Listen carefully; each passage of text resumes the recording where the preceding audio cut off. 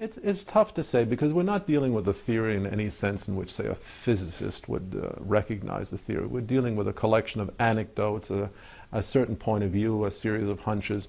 I would say that the most outstanding, the salient points are, first of all, the fossil record, which is simply mystifying. We can't make much sense of the fossil record. It does not sustain any kind of Darwinian prediction that can be intelligently derived from Darwinian theory, and it doesn't seem to sustain anything else as far as I can see. It's a perfectly mystifying record. That's one obvious point. I'm not talking just about the Cambrian explosion, I'm talking about everything that doesn't make a whole lot of sense in the fossil record. Second point, we have never been able in any way theoretically to examine the central Darwinian claim that natural selection and random variation can account for a great deal of complexity. If you look at the history of physics, for example, what did Newton do in the 17th century?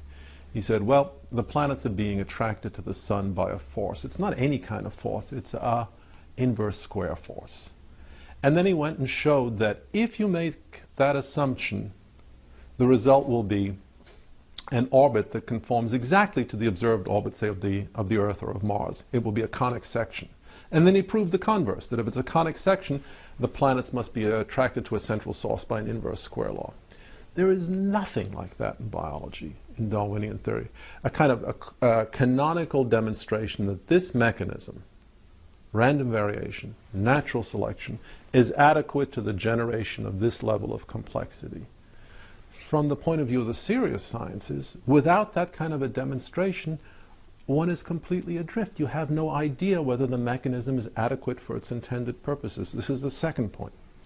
Third evidential piece of the puzzle. Look, you turn to the serious sciences, you turn to general relativity or quantum mechanics. I can program a computer with the equations of general relativity or with the equations of quantum mechanics, and I can say, all right, what are the consequences? I can actually see the consequences emerge in a simulation. We can't do any of this in biology. And that should prompt any reasonable person to ask, why not? If this is such a simple mechanism, which could easily be programmed on a computer, how come we can't set up a computer and create something of biological-like complexity? How come we cannot see the unfolding of an evolutionary process the way we can see the unfolding of an evolutionary process in physics? It's a very serious question. I've looked at all the genetic algorithms. I'm trying to write a genetic algorithm myself. And the sheer fact is, without a tremendous amount of very special manipulation and ad hoc constraints, the computer is not going to generate anything realistic if it uses Darwinian mechanisms, and it will generate something realistic only if it doesn't use Darwinian mechanisms. This is an important point. 50 years after the computer revolution began, we have a splendid tool for assessing the intelligibility and viability of Darwinian theory. And everything that we know, I think this is the uniform experience of anyone working in genetic algorithms, indicates these mechanisms will not work. They will not work for their intended purposes. And finally, there's the utter absence of laboratory evidence. I mean, random variation, natural selection, we should be able to start manipulating organisms. When we look at dogs, no matter how far back we go, it's dogs. When we look at bacteria, no matter what we do, they stay bugs. They don't change in their fundamental nature. There seems to be some sort of an inherent species limitation, and we have no good explanation for this in terms of Darwinian theory. We should have far more flexibility, far more plasticity under laboratory conditions than we actually do if Darwinian theory or anything like that were correct. What we see in nature, what we see in the laboratory, is very highly bounded variation, cyclic variation, as for example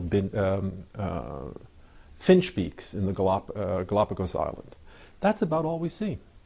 Small variations. Why is that if Darwinian theory is correct? These are evidentiary points that I think need to be stressed, need to be examined openly, honestly. And they never are, of course. Never are.